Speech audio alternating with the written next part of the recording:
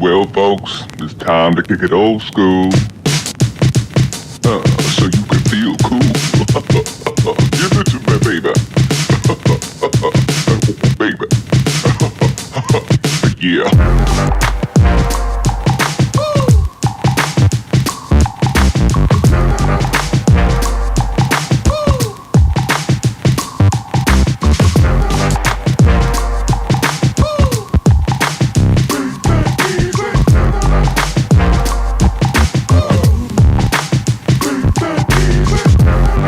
Welcome back to another episode of Rob Sports Center. If you are an old school basketball fan, then you are on the right channel. If you are a Larry Bird fan, then you are on the right channel. As you can see by the title, man, I'm coming at y'all with another Larry Bird video. So this video right here is titled "The Criminal Insulted Larry Bird and Here's What Happened." So I'm assuming it's gonna be a story based off of Bird and Rodman, because we know Bird's beef with the Pistons. It wasn't just with Bill Laimbeer, and that was everybody's beef. It wasn't just with Bill Laimbeer, it was the whole Pistons, because all of them was dirty. But you know how we do over here, guys, man. I'm not gonna talk y'all to death. Let's go ahead and get into this video.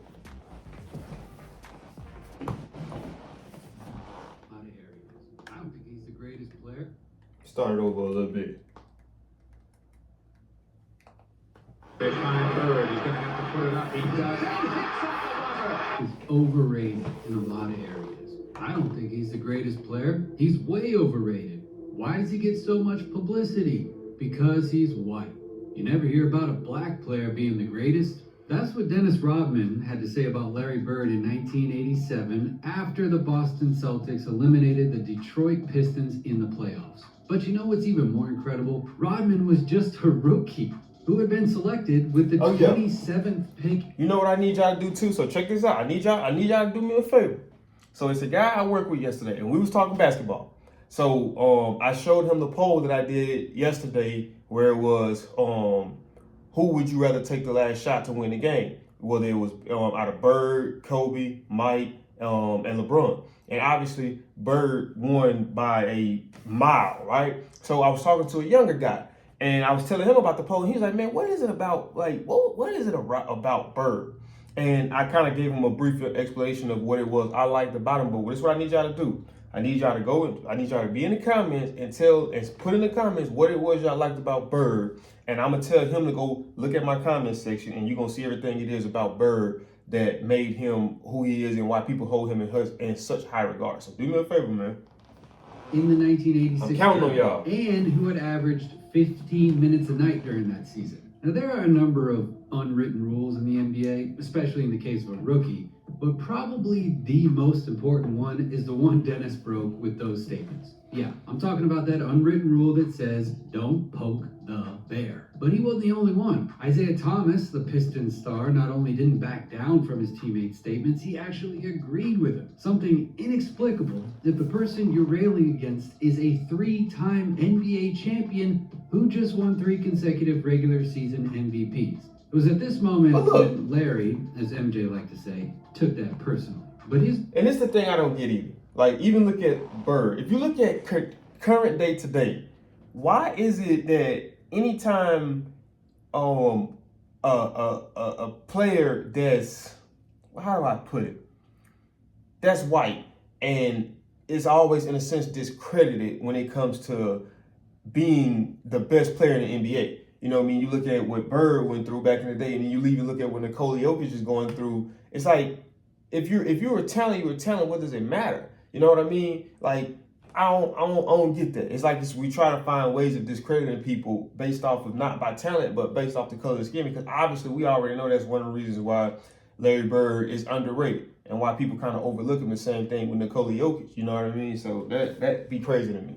Revenge, which would not be immediate, would be as bloody as you could imagine. It was 1987, and nobody, absolutely nobody, was better than Larry Bird. He was the most dominant, most successful, and most spectacular player in basketball. His ability to manage the pace of the game at will was something no one had ever seen in the NBA. He was the most complete player in history. It's that simple. An all-around player who was capable of doing anything to lead his team to a championship.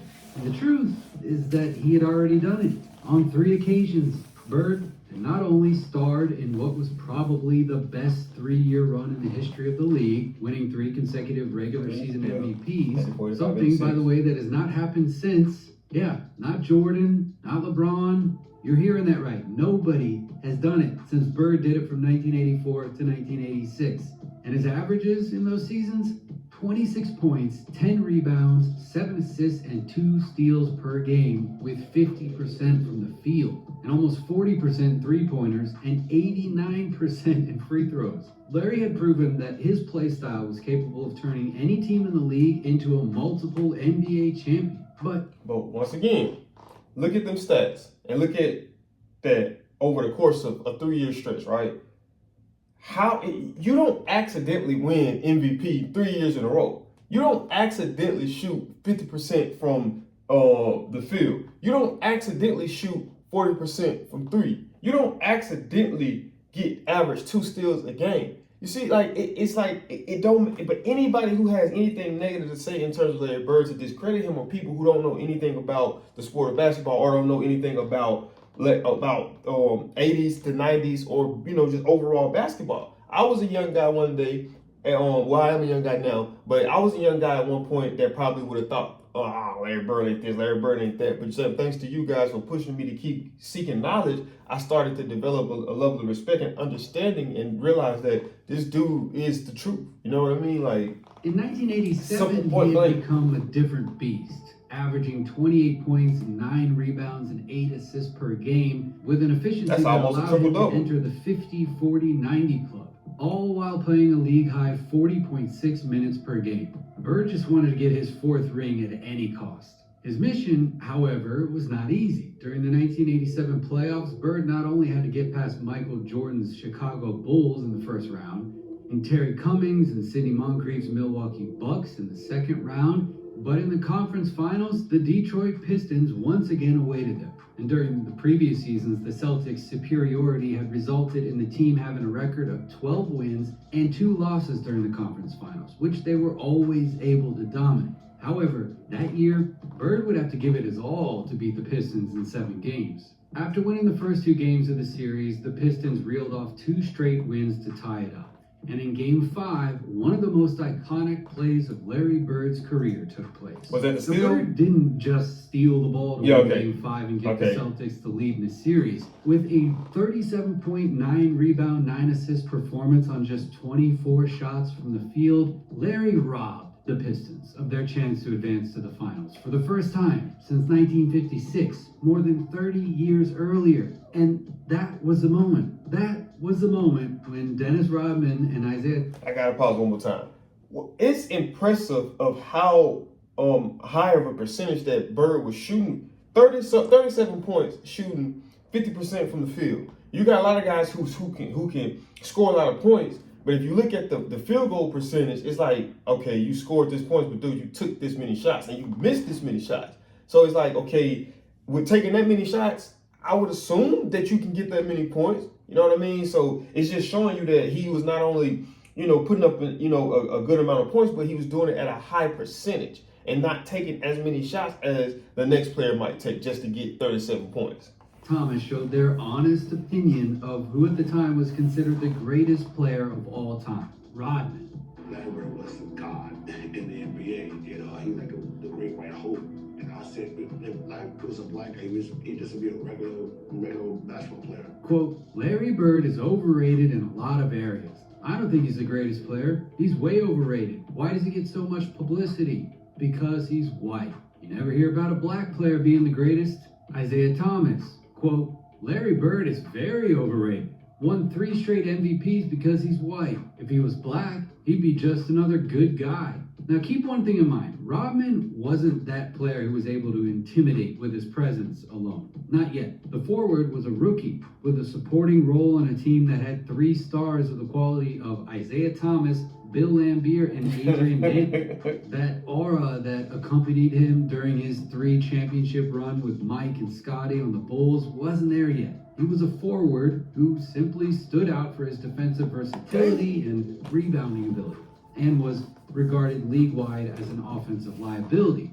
But Bird, despite having plenty of arguments to answer his disrespect, decided not to. He simply decided that time would put everyone in their place. And his revenge, well, yeah, it would come on the basketball court. It was November 15th, 1987. It was the first game between the Detroit Pistons and Boston Celtics after the incendiary statements of Dennis Rodman and Isaiah Thomas. And Bird was on a mission to humiliate the one who had disrespected him. And that would be the first of the matchups between the two players, who played a total of 6 crossovers during that regular season. In that first game, Bird signed a performance of 27 points, 9 rebounds, and 3 assists while shooting 60% from the field. And not only was one of the best defenders in the league unable to stop Bird, an elite defensive system like the Detroit Pistons, who would dominate the Eastern Conference for years to come, were unable to stop the production of a player who wanted to run all over. And yes, the Pistons did win the game, but Larry not only put in an incredible performance while being defended by Rodman, but he also increased his desire for revenge for the next game, January 13th, 1988. The Celtics would host the Pistons at the Garden. I'm gonna be honest with you guys, man. That's something that just now, watching this video, that I've really just keyed in on, and that's the percentage that Larry is, shooting from the field, putting up these phenomenal numbers. Like I said, you look at a lot of the guys in today's game that's scoring 50 points, 60 points, 40 points. I guarantee you that they're probably shooting below. They're either shooting right at 40% or they're shooting well below 40%. I know I'm almost certain that the players in today's league that score all these points, I know that they're not shooting no 50% or higher from the field. I can guarantee you that. I know dang on well they're not. But that just goes to show you the greatness that Larry Bird is. You know what I mean? That just goes to show you that. One of the most hostile field goal percentage don't lie, baby. And that night, Bird was not only able to surpass his previous scoring performance with 28 points, but he also had one of the best playmaking displays of his career with 13 assists and 0 turnovers. But that's nice. The worst was not his ability to do whatever he wanted with Rodman on virtually every play of the game, and it was not the fact that the Celtics won the game by 38 points. Everyone could see that. The most humiliating part about all this was what the cameras didn't catch. Quote, I would be all over him, trying to deny him the ball, and all Larry was doing was yelling at his teammates. I'm open. Hurry up before they notice nobody's guarding me. Coach, you better get this guy out and send in somebody who's going to D me up because it's too easy when I'm wide open like this. Rodman himself later confessed how Larry treated him during those games as if he didn't exist, as if he was completely invisible. Should have kept him out. Made him see that his defensive capabilities were not only insufficient, but non-existent. And that one-sided rivalry in the matchup that they would star in during that season, it didn't end there. Bird would put in a performance of 25 points, 11 rebounds, 8 assists, and 2 steals in the third game. And then another performance of 26 points, 9 rebounds, and 9 assists in the fourth. And that was almost a triple-double. 32 points, 11 rebounds, 5 assists in the fifth game. And then 22 points, 4 rebounds, 9 assists, and 4 blocks in the sixth. I'm gonna tell you two things that I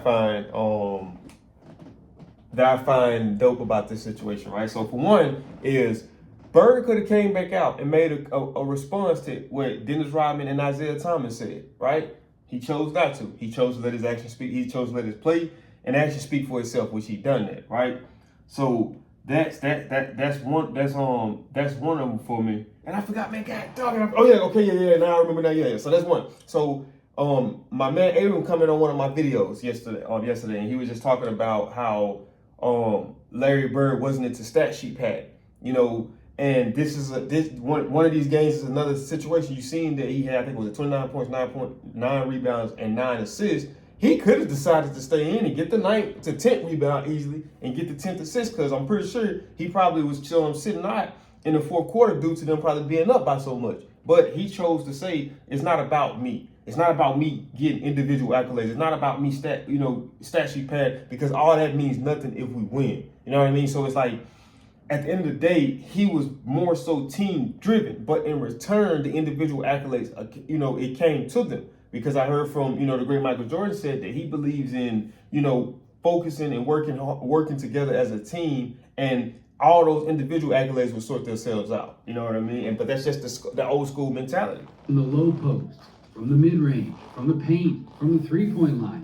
Larry's arsenal was so incredibly dense that Rodman couldn't even dream of the Celtics forward having a bad performance for at least one day. And why? Because it was personal. The Pistons were one of the best teams in the East, and as we said, they had one of the best defenses in the league. They were a team that wasn't worried about using toughness on every possession, and their players were ready for any battle. But they also were not prepared to stop the best player of their generation. It's that simple. And although Detroit was on an upward progression, and the complete opposite of the Celtics, who had already passed their prime, Bird forced Rodman to eat his words. And the reality is that for the next 30 years, Rodman was unable to disrespect Larry Bird ever again. The masterclass a forward gave him was so absolutely dominating that he was unable to say anything ever again, even when he became world champion with the Chicago Bulls. But one thing is certain, even more than 30 years later, Bird has been living rent-free in Rodman's head, and that's not something I'm making up. Look at these statements Dennis, the three-time NBA champion, gave in 2023. Quote, "If Larry Bird played this era, I think he'd be playing overseas in Europe. I'm just letting you know, man, he'd be somewhere over there. His game was fit for Boston at that time in the 80s and stuff like that, but in today's world, oh hell no, there's no way." Now, let's ignore the fact that the skill set needed to play in the league today is completely different than what was needed in the 80s. Yes, we're just going to overlook that. If a unicorn like Larry Bird was able to reinvent basketball with his game, was able to score from anywhere on the court and in any context, who was able to find the open man in any situation, and who was able to be one of the best defenders in the NBA, is not able to adapt his game to the modern NBA, where does that leave Dennis Rodman? Would a player like him be able to survive in today's basketball? That's Come on, facts. man. If players like Ben Simmons, who were able to average 17 points per game in their prime years, aren't able to find many minutes just because they don't shoot threes, does anyone think Rodman would be able to adapt? Of course, this is kind of a stupid debate. If Bird had been born in another context, his environment would have forced him to be a different player. But the talent has always been there, and he would have been able to adapt in any context. That's facts. Comparing eras with any other purpose than just observing the evolution of basketball is simply absurd. Now, if there is one thing that the history between Larry Bird and Dennis Rodman has proven, it's just don't poke the bear. Throughout the history of the league, there is something that has always happened, and in fact still happens today. You don't have to go back any further than the LeBron James and Dylan Brooks situation a few months ago. There's an ironclad law of the NBA. If you're going to talk shit about a generational player, you better be a generational player yourself before you do it. Okay? In the end, Bird enjoyed his retirement by becoming the coach of the Indiana Pacers for 3 seasons and winning NBA Coach of the Year in one of them, as well as getting an NBA Finals appearance in his short career as a coach. He then went on to serve 14 seasons as president of basketball operations for the Indianapolis organization. And Rodman, well, he had legal problems of all kinds from 1999 until 2019, in which he was accused of numerous crimes of different natures, such as battery or DUI, along with a whole bunch of shenanigans that ultimately ended up affecting his entire reputation. So I guess what I'm trying to say is time puts everyone in their place. Am I right? All right, that's it for this one. Thanks for watching. Let us know what you thought down in the comments. I will say this. I'm looking at, what Bird accomplished in 3 years as a head coach. I think that for guys like Bird, for guys like Jordan, I don't think that they're designed to be a head coach, and this is the reason why. Because when you look at the passion in which they played the game, it can be very aggravating, especially with these new age players, because they don't have the same drive. The mindset that Larry Bird has, 9 times out of 10, the players that he's coaching doesn't have that. Same thing with Mike. So it will become a very aggravating and frustrating job to have to come in and deal with that type of mentality every day. So I can understand why for either one of those guys, it's just best to be in the office upstairs than downstairs on the floor trying to coach unmotivated players and players that just don't have the desire to want to get better anymore since they're in the league. You know what I mean? So, but as you guys can see, that is it for the video, man. I need y'all to do me a favor. Like I said, comment down below what it is about Bird that made him a GOAT. Right? So I can tell my man to go look at my video and go look at them comments, and that's why Larry Bird is who Larry Bird is. But With that being said, man, if you did enjoy this video, do me a big favor, man. Smash that thumbs up button. Also, if you're new to the channel and you just stumbled across this video and you enjoyed this video and you look forward to seeing more videos, man, go ahead and subscribe, man. And when you subscribe, click that notification bell, that way you be notified every time I upload, because like the GOAT Drizzy Drake said, man, I got these videos coming back to back. I'll see y'all in the next video.